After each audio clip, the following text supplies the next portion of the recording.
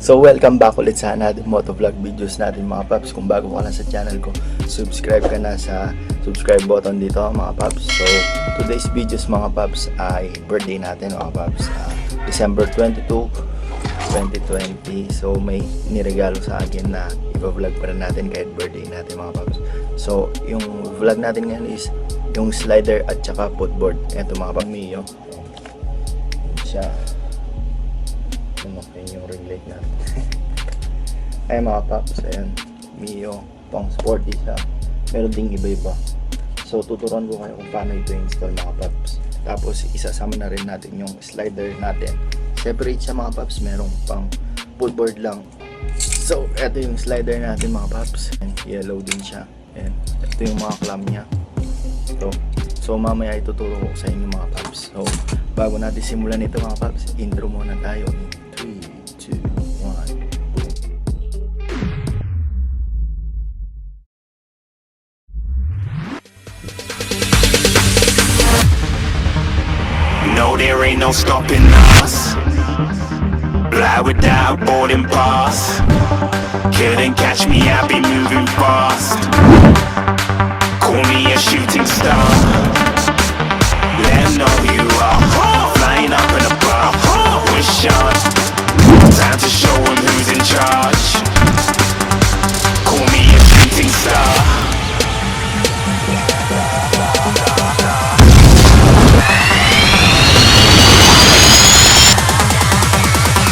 Didn't even get to cross.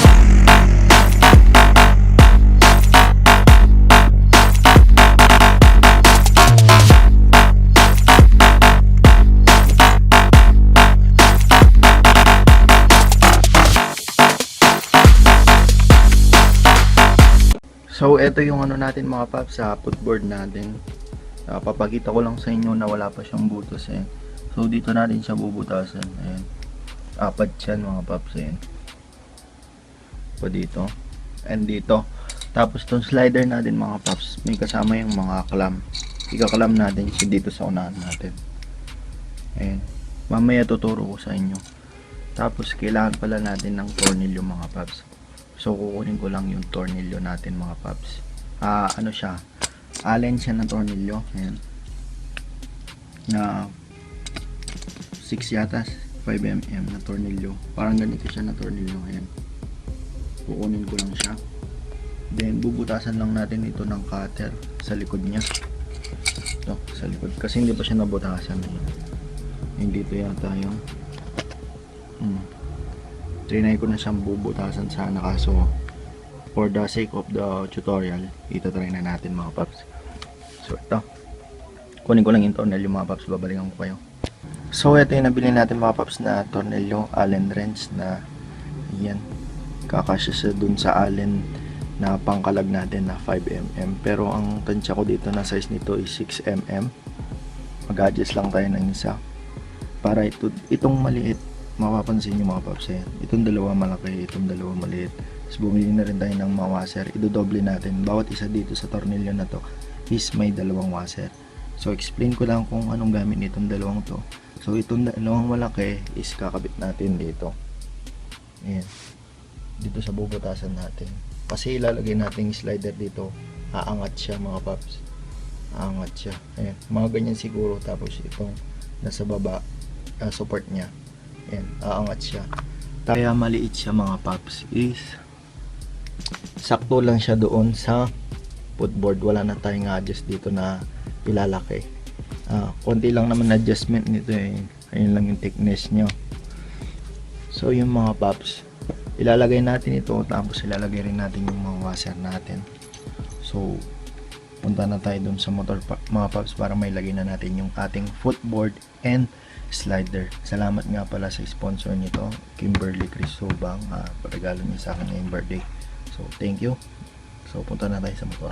Boom. So dito na tayo sa footboard natin mga paps. Tatanggalin natin itong mga tornilyo dito. Apat siya. Saka doon. So 10mm lang yung dating stock na bolts dito. Tanggalin nyo lang. Ayan. So ilalagay na natin yung footboard natin mga paps.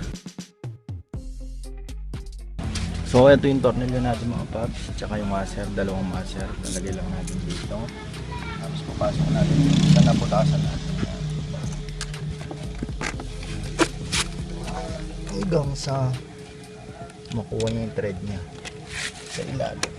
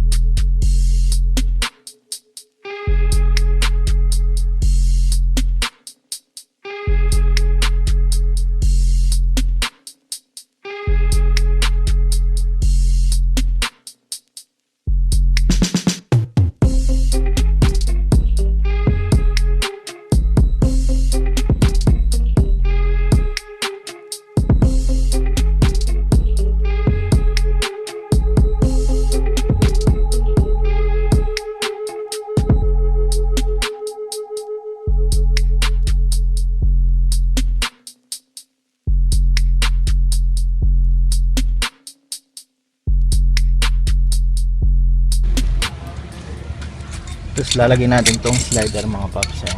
Nilagay ko na yung dalawang clamp niya. Position na natin.